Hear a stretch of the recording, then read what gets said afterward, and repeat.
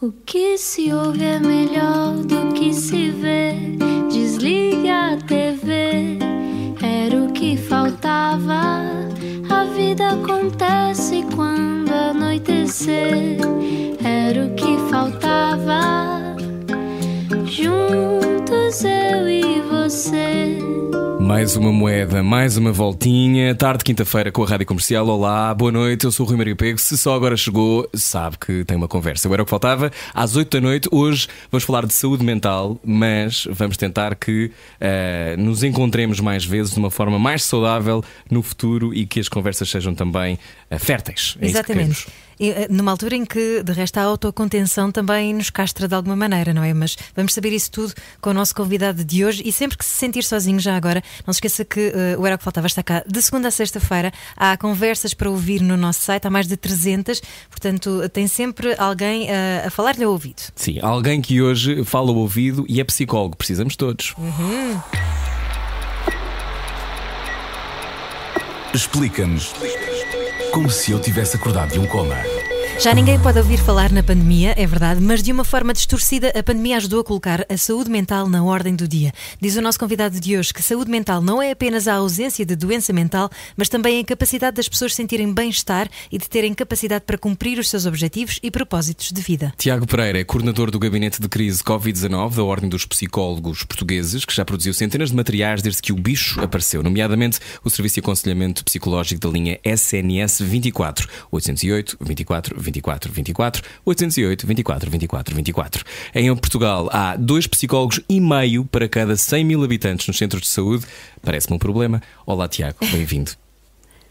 Olá, Rui, olá, Ana. Obrigado pelo convite. A alegria é nossa de receber Tiago, porque não só há esta coisa de já ninguém quer falar da pandemia, mas de facto pela primeira vez se calhar, ou como nunca, discutimos a saúde mental e portanto é um prazer receber-te. Obrigado, Tiago, por teres aceitado o nosso convite, porque nós temos vindo a falar muito sobre as cicatrizes que são deixadas por este tempo, sobre as dúvidas que pairam e que não têm resposta, e sobre esta ansiedade. Pela primeira vez, eu acho, Ana, também acho que concordas, a ansiedade é um tema que repetidamente é falado, e isto não acontecia antes. Tiago, concordas ou achas que estamos a exagerar um bocadinho? Não, acho que tendo a concordar muito, Rui e Ana. Aliás, eu devo-vos dizer que este propósito que também vos traz de terem estas conversas diárias com pessoas que por aqui têm passado, dizem muito sobre isto e sobre a nossa necessidade e importância que se reveste quando nós estamos mais preocupados e mais ansiosos, que possamos partilhar isso com alguém, falar com alguém, por vezes ouvir também o outro e perceber no outro aquilo que nós também estamos a sentir e descobrir, enfim, pistas para aquilo que nós vamos sentindo. Eu não esqueço, há uns anos atrás, quando o João Salavisa, um realizador, um jovem realizador que todos conhecemos, ganhou a Palma de Ouro em Cannes, ele deu um conjunto de entrevistas na sequência dessa Palma de Ouro e falou de uma coisa que era a angústia do filho único, que ele dizia que era muito importante na forma como ele filmava e na forma como ele pensava o trabalho dele. E eu, naquela conversa em que o ouvi dizer isto, percebi que de facto também, de certa forma, tinha essa sensação, uma sensação de um filho único que não tem com quem partilhar o envelhecimento dos pais, e nós vamos percebendo algumas das preocupações e de algumas das ansiedades que vamos tendo também naquilo que vamos ouvindo dos outros. E, portanto, este vosso contributo é importante, e falar-se hoje de ansiedade como se fala, falar-se hoje das preocupações que nós temos, deste cansaço que nós temos, de termos pouco controle sobre a nossa vida, de termos que estar hipervigilantes, de termos que ter os nossos, enfim, comportamentos, as nossas decisões muito tolhidas por aquilo que a pandemia nos implica em termos do que são os comportamentos de segurança que devemos adotar, faz com que nós ainda tenhamos mais necessidade de reforçar e de intencionalizar estes momentos em que conversamos, em que partilhamos e em que falamos não apenas de ansiedade, mas de todas estas questões. E que é isso que nos humaniza também, mas muitas vezes o bem-estar fica muito atrás da lógica da produtividade, porque se calhar nós somos vistos, mesmo por nós próprios, às vezes somos encarados, somos vistos como máquinas. O que é que nós podemos fazer para nos abraçarmos a nós próprios e ao fim e ao cabo sermos nossos amigos, não é? Exatamente, permitirmos ser humanos e aceitarmos essas fraquezas em nós. Bom, eu diria que antes de mais é aceitarmos que de facto não existe produtividade sem bem-estar. Eu creio que se há alguma coisa que também a pandemia trouxe, eu não gosto muito desta dialética das coisas boas com as coisas menos boas, mas a verdade é que traz alguma saliência para a importância que a saúde psicológica e o bem-estar, essa tal capacidade que nós temos de nos sentir bem, tem em termos de impacto da nossa capacidade de nos relacionarmos connosco e com os outros, de sermos criativos, de sermos produtivos, de resolvermos problemas, de não errarmos ou de errarmos menos e de aprendermos com esses erros. E, portanto, eu creio que essa separação tenderá até, de certa forma, a esbater-se um pouco, ou seja, acho e assisto a algum aceleramento que a pandemia também trouxe, enfim, da importância, vocês diziam isso na entrada, de nós nos afastarmos desta ideia de que a saúde mental é apenas nós não estarmos deprimidos ou é apenas nós não termos uma determinada perturbação, porque é muito mais do que isso. A saúde mental é uma capacidade de nós nos cumprirmos ao longo da nossa vida e, portanto, cumprirmos objetivos, termos essa capacidade e esses recursos à nossa volta, e é isso que fará com que o bem-estar tenha outra saliência nas dimensões também da produtividade e que provavelmente a esse nível tenderá a provocar algumas transformações. Agora, também é importante também é importante que tenhamos presente que isto não acontece de um dia para o outro e essencialmente não acontece com todas as pessoas da mesma forma, ou seja, a capacidade de nós sentirmos bem-estar é distinta de pessoa para pessoa. Há pessoas que têm determinadas vulnerabilidades em que isto é mais desafiante, mais complicado e nós não podemos deixar essas pessoas para trás. Hoje conversamos com o Tiago Pereira, psicólogo. Temos todos abecedários diferentes, não é, para enfrentar o mundo e temos linguagens muitas vezes de amor diferentes, temos umas maneiras diferentes de encarar os nossos desafios. Neste momento todos temos um desafio comum, não é? Que é sobreviver a uma pandemia. Mas quem liga agora à rádio tem, obviamente, níveis diferentes de privilégio. Houve pessoas que ficaram sem trabalho durante a pandemia, houve pessoas que a sua vida, do ponto de vista financeiro, se manteve inalterada, há pessoas que de todos os géneros, de todas as horas. Qual é que achas que é o maior desafio, Tiago, que tens encontrado? Porque tu és coordenador do Gabinete de Crise Covid-19 da Ordem dos Psicólogos Portugueses. Já falaremos sobre a importância da psicologia e a importância do vosso contributo, mas o que é que tens sentido que é o desafio que é comum, que é igual a todos? Bom, eu creio que o desafio que é igual a todos é a forma como esta pandemia, de certa forma, também vem desmascarar algumas das iniquidades que já existiam, ou seja, como vem agravar aquilo que são as vulnerabilidades prévias que algumas pessoas já tinham e como tem um impacto, ou seja, apesar de poder, de certa forma, contagiar todos, do ponto de vista do impacto, o impacto é muito distinto em grupos de pessoas distintas. E se nós partimos para uma pandemia, enfim, que era algo, de certa forma, mesmo do ponto de vista da ciência, muito distinto de tudo o que nós tínhamos vivido nas últimas décadas, porque nunca tínhamos tido um nível de recolhimento e de dever de recolhimento obrigatório tão global durante tanto tempo. De certa forma, já havia alguns indicadores que apontavam que para uma situação em que, muito provavelmente, as pessoas que já tinham algum tipo de problemas de saúde psicológica poderiam vê-los agravados e pessoas que tinham determinadas vulnerabilidades estariam mais expostas. E estas pessoas, isto foi-se, de certa forma, a comprovar. Falamos das pessoas que estiveram mais na primeira linha, os profissionais de saúde, as pessoas que trabalham em instituições enfim, com pessoas mais velhas, as pessoas que tiveram perdas e que viveram processos de luto nesta fase, as pessoas que tinham mais precariedade e mais exclusão, quer fosse precariedade laboral, quer fosse exclusão mais social, como a população sem abrigo e outras, mas até grupos, às vezes, que talvez pudessem ser menos esperados, como os jovens do ensino superior, que foram uma população particularmente impactada pela pandemia que nós vivemos, numa alteração de rotinas e numa quebra do que era o percurso, ou mesmo o grupo populacional das mulheres, que tem um conjunto de fatores que as predispõe mais a esta situação e também a estarem mais na primeira linha e, portanto, que foram mais impactadas. E, de certa forma, a pandemia também foi reveladora destas iniquidades e da necessidade que nós temos de procurar garantir que pessoas desenvolvem quer competências e têm acesso a recursos que lhes permitam lidar com estes acontecimentos de vida, porque a pandemia foi muito significativo, como o Rui dizia, foi muito global, que pôs toda a gente, de certa forma, em pé de igualdade em alguns aspectos, mas nós enfrentaremos no futuro gravíssimas crises societais, nomeadamente as questões da crise climática, as crises migratórias, as crises demográficas, enfim, até a concepção de bem-estar, que nos implicarão adaptações sucessivas e, portanto, nós deveríamos estar todos a procurar criar uma sociedade que fosse mais resiliente do nível individual, mas também no nível mais coletivo. Aquela ideia de que estamos todos no mesmo barco, mas mais ou menos. Tiago, eu pergunto, falaste de um tema muito importante para mim, e eu acho que para muitas pessoas que viram isto acontecer de perto, que foi o luto, não é? De repente muitas pessoas tiveram que fazer o luto de pessoas de quem não se puderam despedir. Isto aconteceu sobretudo na fase mais crítica da pandemia, não é? Da fase mais crítica das mortes, que eram mais constantes, não é? Não quer dizer que não continuem a existir e não continuemos em alerta, mas de repente não nos despedirmos das pessoas que amamos e que amamos. Como é que isto se resolve, no fundo, em nós? Bom, não há essencialmente uma resposta, porque não se resolve exatamente da mesma forma para todas as pessoas. Agora, o ritual associado, ou seja, os comportamentos que nos dão de facto alguma previsibilidade e algum controle numa situação muito difícil são muito importantes.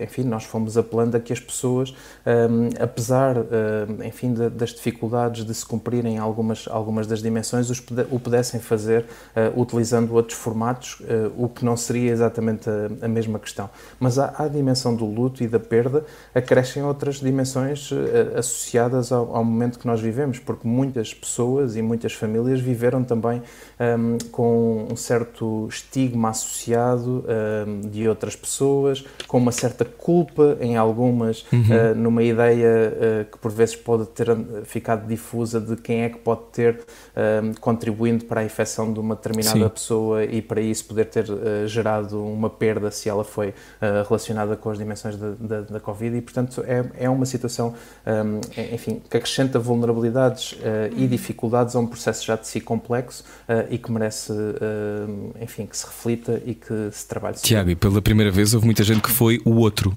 não é? Pela primeira vez houve pessoas que se sentiram estigmatizadas, não é? Há este lado também de e ainda bem que falas nisso, porque entretanto nós já nos esquecendo, não é? Dos capítulos da pandemia, já não nos lembramos como é que foi quando as pessoas tinham medo de ir ao supermercado e olhavam umas para as outras, todas as pessoas podiam ser o foco da infecção. Já não estamos, se calhar, tão histéricos na maneira como entendemos a doença, porque já sabemos todos muito mais. Mas qual é para ti o grande... o que é que temos de curar mais rápido? Porque uma das coisas que tu dizes, tens dado entrevistas sobre isso, é impossível recuperarmos o nosso país se não recuperarmos as pessoas. Qual é o primeiro passo para curar e para recuperar? Bom, o primeiro passo é nós retomarmos uma dimensão enfim, de confiança em nós e nos outros. Ainda focando nesta componente, Rui, falavas da questão da estigmatização dos outros, mas também há um processo de autoestigmatização, ou seja, nós próprios fizemos isso olhando para o nosso comportamento, para aquilo que nós poderíamos ter feito de outra forma. E essa perspectiva de recuperarmos a confiança em nós e isso nos ligar aos outros é algo muito importante e muito importante para o futuro, até porque isto não é algo novo, ou seja, não é pela pandemia que nós estamos a viver esta situação, mas há, de certa forma, alguma crise de confiança que se começa a instalar muito à boleia daquilo que, enfim, é o nosso funcionamento atual, das redes sociais, das bolhas, dos grupos, e começa a existir alguma falta de confiança que nós temos nas instituições, nos outros, que pode ser preocupante. E, portanto, desse ponto de vista, é muito importante nós recuperarmos as pessoas estarem bem do ponto de vista da sua saúde psicológica, porque isso as ajuda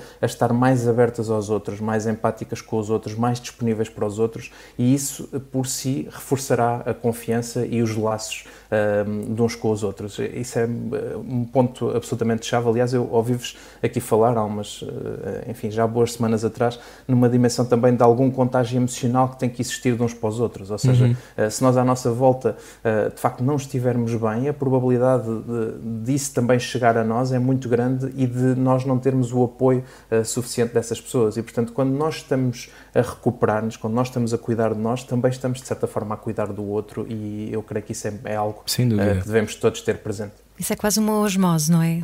Assim que nos curamos também fazemos com que isso se espalhe pelos outros. Há pouco falaste em estamos mais vigilantes, bloqueamos de alguma maneira momentos de espontaneidade, e eu queria saber o que é que isso significa, por exemplo, para os nossos jovens. Achas que lhes está a ser roubada alguma parte dessa espontaneidade da juventude? E aqui há uns tempos, claro que houve imensos casos de jovens que estavam a fugir às regras e festas underground e etc. É a época do linguado, não é? Não nos temos que esquecer que é a época do linguado. Mas há também essa vertente de já todos fomos jovens e também já todos falhámos às regras, não é? Também já todos quisemos fazer coisas proibidas. Em que medida é que se consegue ter um equilíbrio entre as duas coisas? Bom, essa medida é de facto muito difícil e é muito desafiante numa idade como vocês estão a descrever. Já todos passamos por ela e sabemos, enfim, o impacto que a nossa forma de desenvolvimento tem nos nossos comportamentos, em alguma impulsividade que nós também temos, e que é uma impulsividade boa, que de certa forma nos obriga a experimentarmos, nos obriga também e nos desafia desse ponto de vista. Depois há uma grande centração no grupo e nos pares, e portanto este bloqueio também é muito grande. E, portanto, desse ponto de vista, se me permitem a analogia, tem-se falado muito de um conceito que é a fadiga da pandemia, enfim, já também aqui foi bastante abordado. Ele, nesta população mais jovem, é ainda maior, porque, de facto, há mais dificuldade em bloquear esta espontaneidade, que é tão típica destas idades, e isso ainda se junta também a uma quebra de rituais, porque não é só nas perdas e nos lutos que há quebras de rituais. Há um conjunto de rituais, o Rui dizia, o primeiro beijo, o primeiro namorado ou a primeira namorada. Essa experimentação é fundamental na criação daquilo que eu sou e daquilo que me faz projetar para o futuro, me ajuda a tomar decisões, a fazer escolhas, e ficar coartado dessas situações é muito impactante e é muito difícil, é muito difícil particularmente para alguns, enfim, adolescentes e jovens que depois também não têm, e aqui reforçam as iniquidades, não têm exatamente o mesmo espaço no seu contexto familiar para ter uma determinada conversa, para partilhar uma determinada informação, às vezes para ter até um mínimo conforto e privacidade, porque não têm um quarto para eles. E, portanto, imaginarmos o que é que será viver os 14, 15 anos sem um quarto para si, num contexto de pandemia, em algumas situações, deve-nos ajudar a refletir sobre o quão difícil e o esforço e o sofrimento que isto também teve para estes jovens ou para estes adolescentes, e também a sintonizar-nos e a conectar-nos com este sofrimento, porque também o que fomos assistindo, e isto de certa forma também é até contra a evidência científica, foi alguma culpabilização de grupos, de eles não fazem ou eles comportam-se mal, mais do que tentar perceber porque é que isso acontecia e o que é que nós poderíamos fazer para ajudar a que isso não acontecesse. E eu de facto não conheço, não sei se outras pessoas conhecem, mas eu não conheço nenhuma evidência científica que nos ajude a suportar esta ideia de que uma comunicação negativa de tu és o culpado, ou vocês fazem todos mal, ou vocês são um grupo que se portam mal, ou qualquer coisa desta natureza, que gere a adoção dos comportamentos recomendados. Sim, nunca é assim. Tem corrido muito bem com a Igreja Católica, não é? Normalmente não corre bem, e não corre bem particularmente de uma forma sustentada no tempo, ou seja, pode ser em regimes mais autoritários durante algum período de tempo, mas são em regimes autoritários. Nunca a adoção de comportamentos se deve gerar com a culpabilização ou com uma comunicação negativa de os portugueses isto, ou os mais velhos isto, ou os mais novos isto. Este idadismo, que é basicamente um preconceito com a idade, é algo que só funciona para deslaçar a sociedade e para, enfim, reforçar estas crises de confiança que eu vos dizia há pouco, um passa-culpas que na verdade, enfim, só faz com que nós nos sintamos menos responsáveis por coisas que também somos responsáveis. Tiago Pereira, psicólogo, coordenador do Gabinete de Crise Covid-19, obrigada por estares à conversa connosco, não era o que faltava. Falando em culpas, já que estamos nesse capítulo, achas que o isolamento pode tornar-nos mais umbiguistas? Acho que homicidas, Tiago. Já que és psicólogo e estamos aqui a ter esta consulta de borla. Acho que o isolamento nos pode trazer uma coisa que também é algo que nos fascina nas pessoas, não é? Eu sei que vocês são também fascinados pela dimensão da diversidade e pela riqueza, e portanto é difícil nós dizermos que todos vamos nos comportar de determinada forma, mas devo-vos dizer isto, que é, nós temos uma capacidade, enquanto seres humanos, somos seres sociais e portanto somos seres dos outros, nós com os outros, mas somos também muito capazes de nos adaptarmos e de nos adaptarmos muito, nos habituarmos até a situações muito extremas. No limite, existe a síndrome de Estocolmo, que é a capacidade que nós temos de nos adaptar a uma situação de cativeiro e, mesmo assim, ter algum tipo de empatia com quem nos provoca cativeiro, ou, enfim, pensarmos em comunidades que vivem em sopés de vulcões ativos, e, portanto, nós temos mesmo uma capacidade de adaptação às situações muito grandes. E, desse ponto de vista, isso pode ser um dos perigos, é que o isolamento, ou esse isolamento que a Ana falava, pode nos causar um hábito e nós podemos nos adaptar a esse isolamento e temos mesmo que intencionalizar, de certa forma, contrariar isto. Porque em algumas pessoas esse isolamento pode ser confortável, pode não nos expor tanto a determinadas dificuldades que nós tínhamos, e isso pode de facto acontecer com riscos depois para a saúde psicológica dessas pessoas, e portanto nós temos que intencionalizar o contacto. Agora, eu diria que uma grande percentagem de nós está cansado desta forma, está ansioso por poder estar e abraçar outras pessoas, por poder retomar alguns rituais mais sociais, e é também isso que nós temos, de certa forma, assistido. Sem dúvida, e sabes que agora falavas deste encontro, de como há muitos de nós que também se adaptam ao isolamento e à solidão, ou estar em casa sozinhos, pelo menos. Por exemplo, eu dou a minha experiência, que é, há pouco tempo, agora que as planas estão abertas, já jantei com amigos, com as devidas distâncias, e a pensar tudo com imenso cuidado, e tínhamos sido testados, essas coisas todas, e eu não me sabia comportar. Porque não parava da linguagem, não. Porque há uma sensação de total. E muitas pessoas devem estar a atravessar isto e a pensar nisto quando estão agora no carro, que é, agora encontramos-nos mais, obviamente que com todas as medidas de segurança, e reitero, temos mesmo que o fazer, mas de repente estamos no supermercado com mais pessoas, de repente estamos na rua e cruzamos com mais pessoas, de repente estamos na fila para comprar um pão e estão mais pessoas à nossa volta. E parece que algumas técnicas e maneiras de estar socialmente nos derraparam dos dedos. Eu já não me sei comportar e fico ansioso às vezes quando vejo mais do que 5 pessoas juntas. Eu, entretanto, já estou um bocadinho melhor, porque a rádio já começa a ter mais gente, mas isto que eu estou a relatar é uma coisa que deve estar a ser mimetizada por muitas pessoas que estão a vir agora no carro, e de certeza que devem ligar para a Saúde 24, SNS 24, com algumas dúvidas desta natureza. Tiago, como é que também podemos fazer frente às nossas próprias tendências de arranjar uma carapaça e de ficarmos ansiosos? Olha, Rui, antes de mais, fazendo aquilo que tu estás a fazer, que é muito importante, que é nós podermos, partilhar isto que nós estamos a sentir, porque isso ajuda-nos a perceber desde logo que isto não é um sentimento único, ou seja, não és só tu, Rui, que sentes isso. Obrigado, Tiago. Muitas pessoas o sentem, e é importante para as pessoas poderem ouvir isto.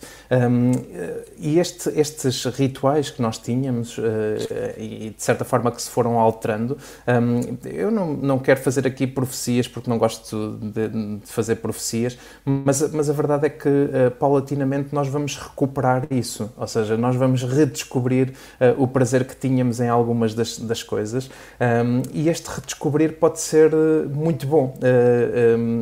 Todos nós sentimos que há coisas que já fizemos e que se calhar gostávamos de não ter feito para as poder fazer a primeira vez, e portanto todos nós também já vivemos situações em que retomamos alguma coisa que já não fazíamos há algum tempo e vamos recuperando o gosto, e isso também pode ser bom. Aliás, eu costumo usar uma frase que ouvi a uma pessoa que gosto muito, e que disse a certa altura que por vezes a reparação pode tornar algo ainda mais belo do que o original, e esta frase é muito bonita deste ponto de vista, de nos dar esta dimensão mais otimista de que nós agora estamos a viver dificuldades, porque é desafiante para nós retomar é normalmente desafiante, mas passo a passo, vamos voltar a sentir o prazer da espontaneidade, de poder estar com os outros, de confiar nos outros, de abraçar os outros, e esta recuperação vai ser muito bela desse ponto de vista. E vai acontecer contigo, Rui, estou certo. Espero que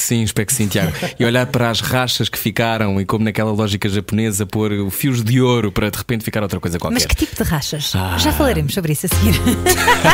Baralhar e voltar a dar. Era o que faltava na Rádio Comercial.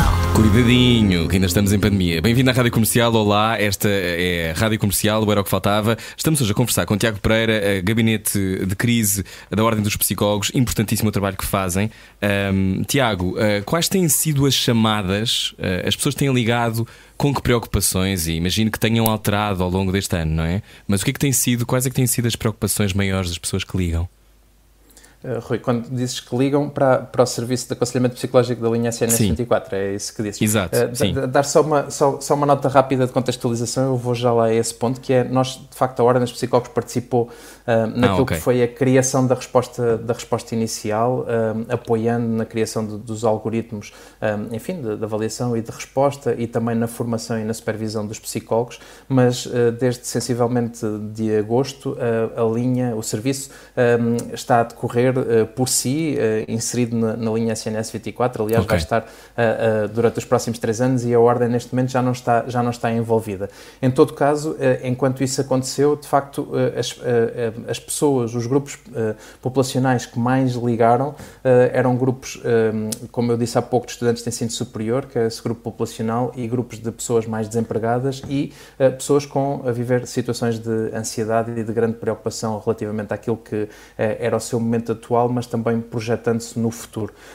E isto liga a esta perspectiva de que, de facto, a pandemia que vivemos, que nos altera, enfim, muito daquilo que é o nosso comportamento, também tem ela associada a alguma dimensão de crise socioeconómica que, por si, também é preocupante do ponto de vista das questões da saúde psicológica e da saúde mental, e que também devemos acautelar. Estavas a falar sobre a importância de partilharmos aquilo que nos vai na alma. Quando nós falamos sobre as coisas, elas perdem o peso que ocupavam dentro da nossa cabeça? Podem não perder o peso que ocupavam dentro da nossa cabeça, mas permitem-nos, quando falamos sobre elas, pensá-las e olhar para elas até de certa forma com um certo distanciamento ao partilhá-las, e permite-nos de facto receber também feedback sobre elas das pessoas com quem nós estamos a conversar, e portanto desse ponto de vista de facto esta expressão é uma expressão mesmo verdadeira. Falar ajuda, e falar ajuda, eu não estou a falar apenas de uma ajuda profissional, ela é muito importante em alguns momentos, bastante organizadora, ajuda-nos a mobilizar recursos para lidar melhor com a nossa situação, a compreendermos melhor aquilo que nos está a acontecer, e portanto desse ponto de vista a organizar-nos, mas muitas vezes há conversas com pessoas que nos são próximas, que são por si só também bastante organizadoras, e portanto nesta perspectiva nós temos sempre procurado falar que além da ajuda profissional, esta heteroajuda, ou seja, de nós, as pessoas ajudarem-se umas às outras, tem um papel muito, muito relevante,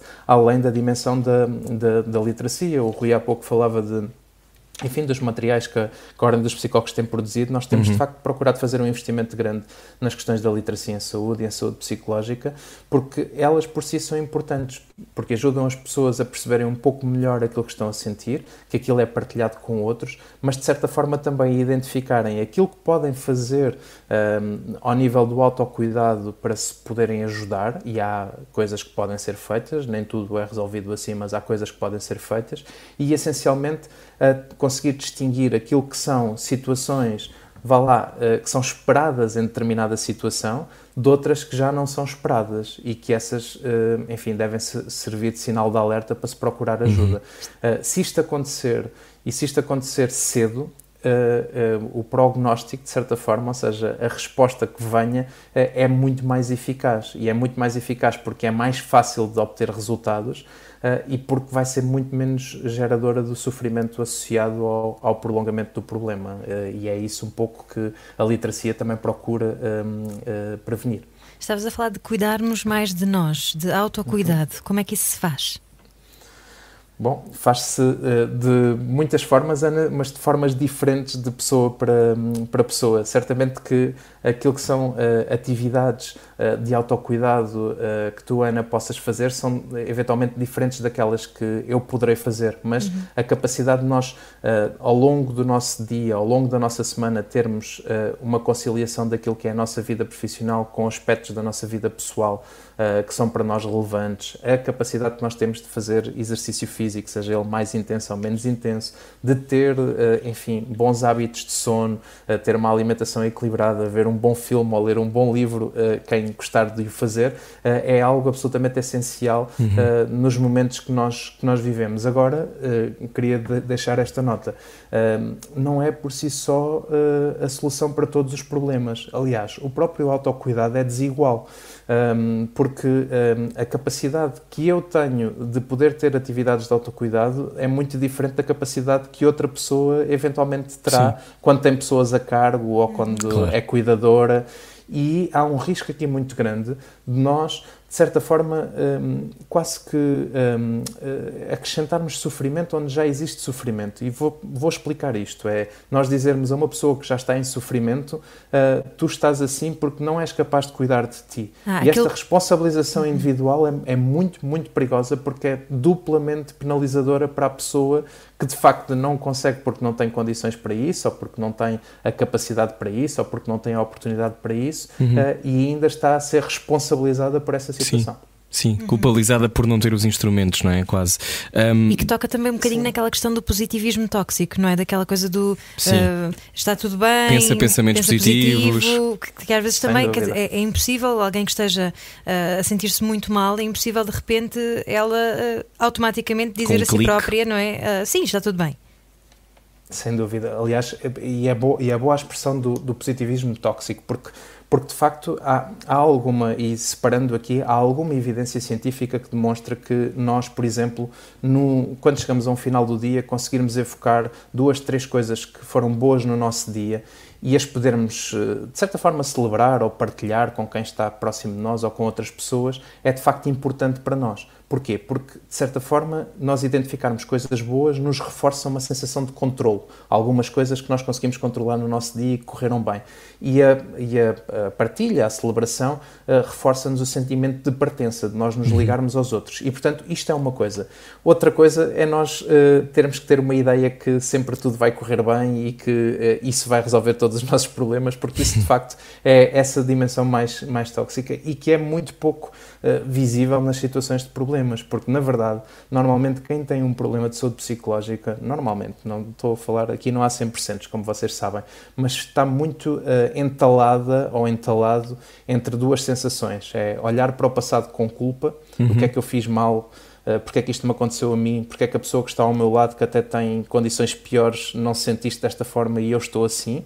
E, portanto, olhar para trás com culpa e olhar para a frente com ansiedade, que é como é que eu vou sair disto, isto só vai piorar, nunca vou conseguir ultrapassar esta situação. E, portanto, normalmente a pessoa está aqui entalada nestas duas sensações fortíssimas e a positividade, de facto, pode ser bastante tóxica desse ponto de vista, como compreenda. E quando hoje estamos a conversar com o Tiago Pereira, psicólogo, e depois usa há aquela lente depois de procurar fora da confirmation bias, não é? Que é olhar à volta e ver como é que isto reforça a minha leitura da realidade. E quando o mundo está estagnado e não sabemos para onde é que vamos, a incerteza que é neste momento não só também pode ser mortífera, não é? Como sabemos, há pessoas que não aguentam e tiram a própria vida, mas há outras questões, não é? Porque esta incerteza vai a tudo, vai ao mercado económico, vai ao que se passa nas vidas das pessoas, se as empresas vão ter capacidade para se financiar, se vamos ter trabalho, ou seja, a incerteza que neste momento agora eu estou a adicionar mais uma camada às pessoas que estão dentro do carro, é uma coisa que escapa ao nosso controle. E há pouco falavas do controlo. É possível ter uma dimensão de controlo? Esta pandemia e este contexto não nos vem ensinar também que se calhar o controlo não existe, Tiago? Vem-nos ensinar que nós de facto estamos a viver num mundo, aliás até há uma expressão inglesa, um anacrónimo que é o VUCA, estamos a viver num mundo que é cada vez mais volátil, mais incerto, mais complexo e mais ambíguo, é a expressão que se traz. Tudo é muito rápido, de facto nós estamos muito mais expostos a determinados desafios, tudo é muito mais complexo, e depois existe aquilo que tu dizias muito bem, Rui, que é, há uma heurística de disponibilidade, ou seja, nós temos à nossa volta toda a informação que nós quisermos, que nos confirma, por esse tal enviesamento de confirmação de que falavas, tudo aquilo que nós quisermos. Ou seja, neste momento há terraplanistas que têm a informação disponível para confirmarem a sua ideia de que a Terra é plana. E, portanto, se há terraplanistas, também será muito fácil nós acharmos que estamos a caminhar para o fim do mundo, se for essa a nossa leitura, ou para termos uma visão mais pessimista. E, de facto, isto confronta-se com mais literacia também do ponto de vista da ciência e algum otimismo que nós devemos ter olhando para aquilo que também é a nossa história, para aquilo que nós fomos capazes, e mesmo no contexto da pandemia, numa pandemia com tanto sofrimento à nossa volta, todos nós com certeza conhecemos pessoas cujas vidas, enfim, desmoronaram, que estão a passar um mau bocado, mas mesmo assim há um reforço da ciência que já responde com uma vacina, há um reforço, há de certa forma alguma ligação comunitária, alguma resposta que existiu, há este ganho, enfim, das pessoas estarem mais centradas nas questões da saúde mental. Provavelmente isto também trará aspectos para aquilo que é uma vivência do bem-estar para o futuro, e portanto eu creio que também há razões para nós sermos...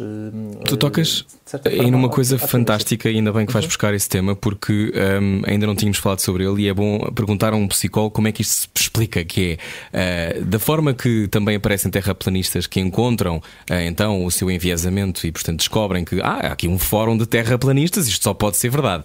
De repente, e mais do que nunca, até com manifestações na rua, não só em Portugal, mas em Portugal até me surpreendeu mais, porque Portugal normalmente as pessoas estão mais comedidas nas suas obsessões e disparates. Em Portugal também houve movimentações de pessoas que são negacionistas, que dizem que o vírus não existe, que estão contra as vacinas, pessoas que criam toda uma elaboração sobre como as vacinas no fundo vão enfiar o chip do 5G, todo este universo que depois entra no domínio da conspiração. A conspiração nasce também porquê, Tiago? Porque num mundo tão incerto precisamos de encontrar, falando outra vez em abcedário, um abcedário que nos faça sentido? Tem a ver com isto? É uma das razões, Rui. É um assunto muito complexo e, portanto, não tem apenas uma resposta simples, mas uma das razões é exatamente essa: é se procurar ter algum controle, uma narrativa que nos garanta controle sobre uma situação que é difícil de controlar. E, portanto, se nós acreditarmos de facto que este vírus, que é uma coisa invisível que conseguiu, enfim, virar do avesso as nossas vidas, resulta de uma antena de 5G, isso dá-nos uma narrativa para nós acreditarmos em alguma coisa que tem algum controle. E há pessoas que são mais suscetíveis a isto, e depois, a partir daí, funciona muito daquilo que é a nossa organização da sociedade, que hoje é muito organizada nas bolhas, não é? nas redes sociais, onde tudo, enfim, pode ser encontrado, e onde existem, por vários fenómenos, desde, enfim, aquilo que são super propagadores de informação, até à própria ideia de que a desinformação, ou seja, a informação não factual, viaja mais rápida do que a informação, por várias razões, mas essencialmente porque tem um punch emocional associado, normalmente vive do ódio, da raiva, e essas emoções são muito fortes nas redes sociais e, portanto, ela viaja muito mais rápida. Os estudos dizem que a desinformação vai até 6 vezes mais rápida do que a informação e, portanto, a informação já não vai chegar a todas as pessoas da mesma forma. E, portanto, isto vai crescendo, estas bolhas que se fazem por oposição de uns aos outros, polarizando. E quando polariza, basicamente o que nós fazemos de facto é tratar, enfim, muita gente trata os outros como aquela expressão que a Hillary utilizou aos apoiantes de Trump, por exemplo, como os deploráveis. E esta perspectiva de que as outras pessoas são só deploráveis, que acreditam noutras coisas, é algo que de certa forma também polariza, porque não nos permite ligar-nos e perceber o que é que está de facto a contribuir para que estas pessoas, por exemplo, acreditem que a Terra é plana. E nós temos uma necessidade que é difícil, por vezes, de nos conectarmos com estas pessoas, de percebermos de facto o que é que está a contribuir para que a pessoa pense daquela forma e tentar, de certa forma, ajudá-la a poder pensar de outra forma. Ninguém muda um terraplanista atirando factos para cima daquela informação, então, porque de outra forma tem que se enfiar este terraplanista num barco para fazer a circunnavegação navegação do globo, não é? Que é muito mais não, prático. Por oposição é associar-se à emoção alegria, talvez, não? Se tu dizes que as emoções negativas ajudam a propagar muito mais informação, se calhar uma emoção super positiva, vamos pôr o Big Show Sick de terraplanistas. Não é tão rápida, né, desse ponto de vista. Não temos, muitas vezes o que temos que perceber é que provavelmente aquela crença que as pessoas têm já é identitária para elas. Pois. Ou seja, mesmo no limite que as pessoas possam duvidar dela, aquilo é tão importante para a forma como elas se veem, para as relações que estabelecem, para aquilo que iria mudar a sua vida, se agora, enfim, passasse para o outro lado, que é um bocadinho assim que as pessoas pensam, que isso não acontece. E isso não acontecendo, basicamente só se vai reforçar aquela perspectiva. Então, aquilo que estás a dizer é a nossa total negação também dos negacionistas não ajuda ninguém, nós temos que arranjar maneira de conversarmos uns com os outros. Mas isso é muito complexo, não é? Porque quando tens pessoas a dizer que as vacinas não funcionam e a fazer campanha ativamente, e em Portugal nem é um caso particularmente gritante nisso, mas há países onde há lobbies neste momento que estão contra e que fazem todas umas grandes escandaleiras em cima do que se está a passar. É difícil chegar a esse sítio de empatia. É uma coisa exclusiva dos psicólogos, Tiago. Como é que conseguimos recrutar esse sítio em nós? Não é mesmo, Rui. Não pode ser uma coisa exclusiva dos psicólogos, porque tu assinalas e tens muita razão, mas deixa-me dar-te só esta nota, que é, na verdade, é muito mais fácil quando isto se previne, e isto pode-se prevenir. Ou seja, nós só estamos a falar de situações em que as pessoas já estão nestes campos, e nós hoje temos mais compreensão de como é que nós chegamos aqui, ou seja, de como é que nós chegamos, a não acreditar nas vacinas, e o que é que pode ser feito antes para não deixar que a pessoa chegue a esse ponto. E esse é um aspecto importante. E depois não tratarmos tudo da mesma forma, porque, por exemplo, tu dizias, e bem também, que em Portugal não há um problema grave com a questão, o conceito até é a hesitação da vacinação, que em 2019, ou seja, pré-Covid-19, já era apontado pela OMS como um dos 10 maiores perigos da saúde pública global, a par do HIV, de dengue, enfim, da poluição do ar. Já era a hesitação da vacinação, que tem lá, de facto, a confiança.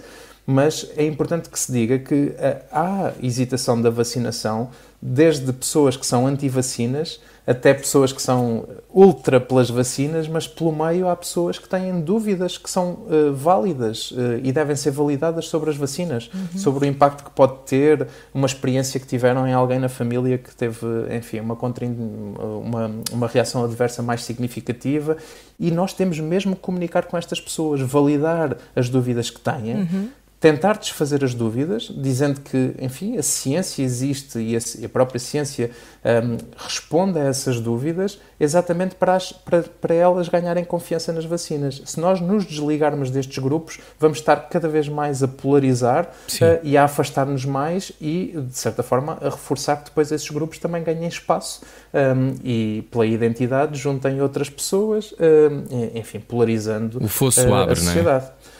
O fosso abre, é isso mesmo. Hoje conversamos com Tiago Pereira, psicólogo. A seguir falamos sobre psicólogos e portugueses. Como é que isso vai? Baralhar e voltar a dar. Era o que faltava na Rádio Comercial. Seja bem-vindo a casa, esta é a sua casa, a Rádio Comercial. Bem-vindo ao Era o que Faltava, eu sou o Rui Maria Pego. Olá, eu sou Ana Martins. Hoje conversamos com Tiago Pereira, é coordenador do Gabinete de Crise Covid-19 da Ordem dos Psicólogos Portugueses. Em Portugal há 2 psicólogos e meio, o que deve ser um bocado complicado para justificar aí na Ordem, para cada 100 mil habitantes nos centros de saúde. Será a parte de cima, a parte de baixo de um psicólogo, não sabemos. Como é que isto se resolve, Tiago? Este número é muito baixo, não é? Sendo que, Tiago, deixa-me só saber se tu confirmas esta informação ou não. Portugal é o segundo país da Europa com maior prevalência de doenças psiquiátricas. Sim, depende exatamente dos estudos, mas é um dos países com maior prevalência de doenças psiquiátricas e, portanto, eu enfim, confirmo isso. Há vários fatores que o justificam.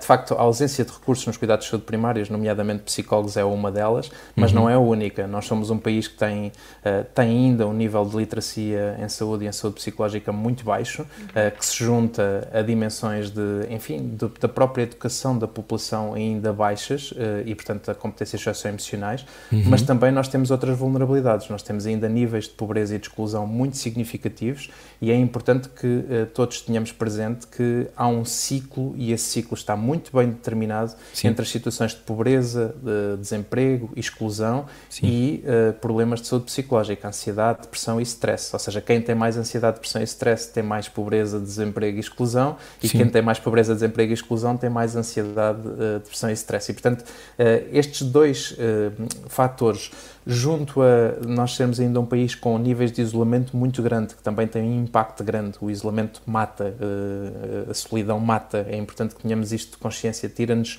anos de vida de qualidade e, portanto, tem este impacto com as graves iniquidades que nós temos de acesso a serviços, porque, enfim, nos serviços públicos há muito poucos serviços que respondam, geram este contexto que, de facto, faz com que nós sejamos um dos países com mais prevalência. Como é que nós resolvemos?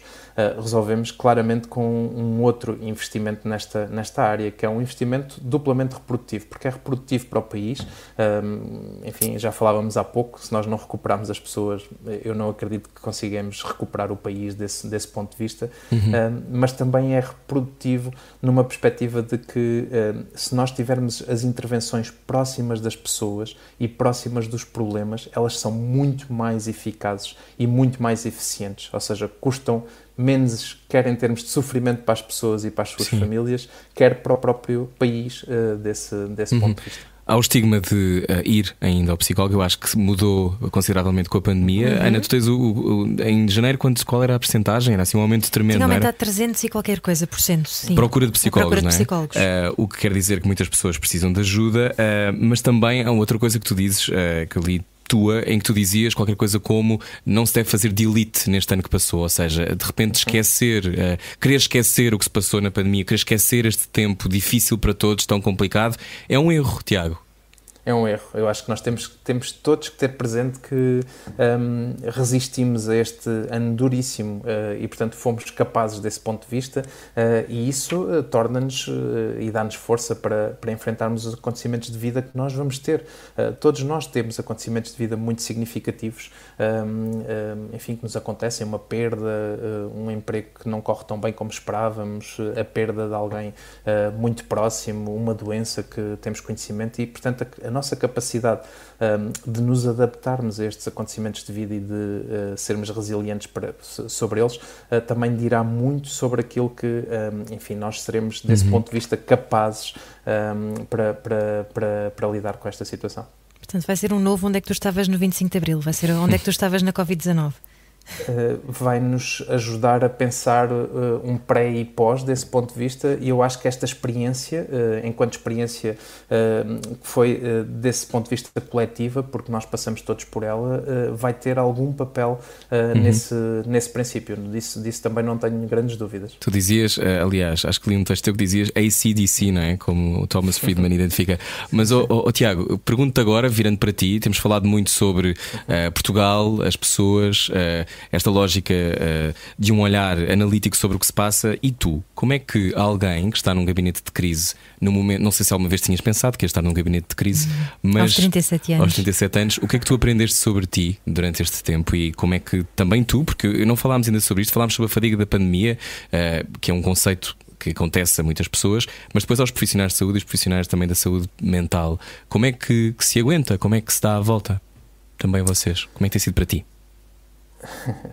Obrigado por essa pergunta, Rui, porque ela me ajuda também a poder partilhar isto convosco. Eu acho que exatamente como para vocês, porque nos traz uma dimensão de um propósito.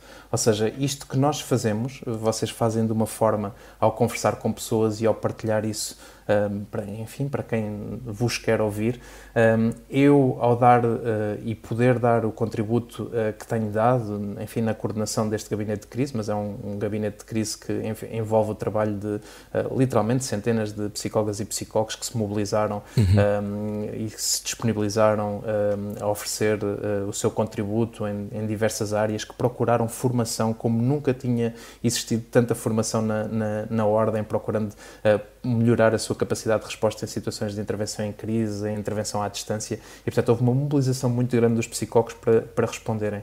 E portanto, para mim, de facto, este propósito profissional que me trouxe foi muito importante para eu viver este ano, enfim, de uma forma, desse ponto de vista, mais positiva, e depois tenho um propósito pessoal que, enfim, tenho que partilhar também convosco. Aliás, eu hoje cheguei há pouco da primeira ecografia que pude ver do meu futuro filho. Eu vou ser pai novamente. Parabéns! E, portanto, estou a viver isso neste período e só estou a partilhar isto porque esta dimensão de um propósito que nós atribuímos também de um ponto de vista pessoal e também de um ponto de vista profissional é muito importante enfim, para o vivermos bem e para nos adaptarmos a esta situação. Agora, é muito difícil e eu, enfim, tenho, como vos partilhava há pouco também convosco, tenho pessoas à minha volta muito próximas a sofrer e a sofrer muito e assisto diariamente ao sofrimento que, enfim, rola por este país e este mundo.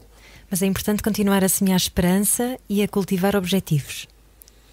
É importante ter um realismo idealista, como o Ash diz, e um idealismo realista. De facto, eu acho que é importante nós termos essa dimensão eu chamar-lhe mais propósito, mas de esperança, se assim o desejarem, e termos esta dimensão de termos um objetivo para o curto, mas também para o médio e longo prazo. E essa é a grande dificuldade quando nós vivemos estas situações, e é por isso que eu insisto tanto que nós temos mesmo que recuperar as pessoas, porque é impossível, se as pessoas não estiverem recuperadas, tenham capacidade de se projetar a longo prazo. Aliás, há uma componente pela qual eu me bato, que é uma área que me importa até do ponto de vista da reflexão e da investigação, que tem a ver com as questões da pobreza, e durante muito tempo, basicamente, tratava-se da pobreza como se a pobreza fosse um traço de personalidade. As pessoas eram pobres porque queriam.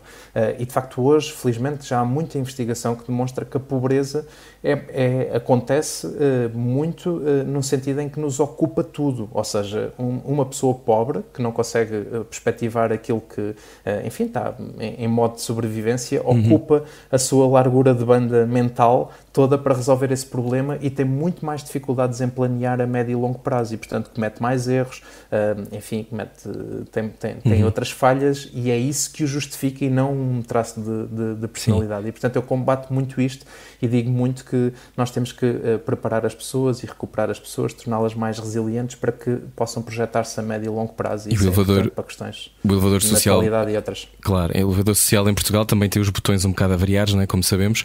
O ciclo da pobreza. Aliás, saiu há pouco tempo agora um novo relatório que imagino que tu conheças, mas que diz qualquer coisa do género, como 1/5 das pessoas que trabalham estão em situação de pobreza em Portugal. Isso acresce ao facto e também já falámos disto outro dia num programa, quase 2 milhões de pessoas não tiveram dinheiro para aquecer as suas casas durante este inverno. E é isso que acontece. Portugal tem uma pobreza energética ao nível de países como a Roménia, que já nem faz sentido fazer esta comparação, porque em muitos fatores e indicadores eles estão à nossa frente. Mas a pobreza então resolve-se através da educação? É a única chave, Tiago? A educação tem um papel muito, muito importante, porque ela é transformadora desse ponto de vista, porque a pobreza também se reproduz de geração para geração. É muito difícil nas gerações sair-se da pobreza e, portanto, também por educação. Mas eu saliento esta parte que pode ser a parte mais contraintuitiva. A pobreza também se resolve com saúde psicológica. Se as pessoas forem mais capazes de serem mais resilientes às suas questões e resolvê-las mais, podem provavelmente ter maior capacidade de se projetar mais a longo prazo. E é por isso, por exemplo, que eu insisto que aquilo que é feito na área do desemprego ou do emprego em Portugal, em termos de capacitação para a dimensão do emprego, deveria ter muito mais em consideração aquilo que são competências socioemocionais das pessoas, porque as pessoas muitas vezes de facto não se conseguem perspectivar em novos empregos ou em recuperar um emprego em determinado momento da sua vida, e esta dimensão da saúde psicológica é de facto muito importante. Não resolve tudo, porque também, como há pouco falávamos, esta pandemia foi muito reveladora causadora de algumas iniquidades. A questão energética foi uma, mas a questão do acesso ao digital, não é? Sim, as pessoas que claro. tiveram muitos problemas com isso, até as questões da literacia ficaram mais emergentes, quem tinha, quem não tinha, quem tinha acesso a determinadas respostas, quem não tinha, e portanto tudo isso são fatores de exclusão, enfim, que comprimem neste ciclo e que de facto me ocupam muito do ponto de vista da minha reflexão e daquilo que nós podemos fazer. Aliás, também eu sinto como um propósito muito meu de enfim, ter tido a oportunidade. Eu e muitas portuguesas e muitos portugueses pertencem a uma geração que foi das gerações que teve em muitas famílias a primeira oportunidade para de facto estudar, e eu pertenço a uma família assim. A minha geração é a primeira que estuda, e também sinto muito este propósito de procurar dar enfim, um singelo contributo para que a geração que vem a seguir a mim e as próximas possam também ter estas oportunidades, porque eu acho que nós temos, enfim, um país incrível, com pessoas incríveis em muitas coisas, e pode ser um país de bem-estar e de maior equidade. Temos de ir abrindo as portas, não é? Uns para os outros. Sentes que o acompanhamento psicológico é essencial, mas pode ser caro para quem está em modo de sobrevivência. Portanto, essencial, mais psicólogos no Serviço Nacional de Saúde, verdade, Tiago Pereira? Verdade, e eles existem. O país fez um investimento muito grande, são hoje 24 mil os psicólogos que existem em Portugal, num curso muito recente, e portanto eles existem, estão disponíveis, motivados, capacitados para darem uma resposta, não apenas nos cuidados de saúde primários, onde são de facto muito importantes, mas nos contextos onde as pessoas vivem, nas suas diversas fases de desenvolvimento, desde as equipas de intervenção precoce muito cedo, a trabalhar as competências parentais e as ligações e o impacto que isto tem no desenvolvimento das crianças muito pequenas, aos jardins de infância e escolas, às universidades, onde é tão importante que haja projetos relevantes nestas áreas, aos locais de trabalho, apoiando nas questões da conciliação da vida pessoal com a vida profissional, apoiando na prevenção dos riscos psicossociais, até depois às comunidades e mais tarde aos espaços da promoção do envelhecimento ativo e saudável. Sim. E portanto mais psicologia e mais psicólogos mais próximos das pessoas e das políticas também. Eu gostava de chamar isto, as políticas públicas deviam ser mais responsivas à forma como as pessoas se comportam e tomam decisões, e por isso deveriam ser mais informadas pela psicologia. E agradeço-te e agradecemos-te, Tiago, porque eu acho que também ajuda a psicólogos que falam na rádio com enorme clareza, e acho que muitas vezes ainda, imagino que pelo país fora haja quem tenha medo ou não perceba, ou ainda tenha aquela lógica do se vai ao psicólogo é maluco, e há estes estigmas, estes preconceitos ainda existem e resistem cada vez menos, mas ainda existem. Obrigado por trazeres a palavra idadismo à rádio comercial. Ainda bem, um dia conversaremos sobre isso. Tiago, muito obrigado, gostávamos muito de falar contigo hoje. Muito obrigada e parabéns pelo teu filho, mais parabéns. Uma vez. Obrigado, Ana, obrigado, Rui, aliás, por tudo o que têm feito ao longo destes meses longos que já vivemos. Muito obrigada obrigado. A nós, Tiago. Tiago Pereira, coordenador do Gabinete de Crise Covid-19 da Ordem dos Psicólogos Portugueses. Se precisa de ajuda, ligue, peça ajuda. SNS 24 808 24 24 24. É isso mesmo, estamos todos de mãos dadas, vamos a isso. É isso, a seguir Ana Isabela Roja está de mãos dadas e também com música que não acaba. É o Slowdown, nós voltamos amanhã com mais uma conversa. Vamos receber Lúcia Lemos, cantora lírica, professora de voz, alguém que nos vai ensinar a usar a voz no Dia Mundial da Voz. Exatamente, amanhã é Dia Mundial da Voz. É isso mesmo. Beijinhos. Adeus. Boa viagem. Baralhar e voltar a dar. Era o que faltava na Rádio Comercial.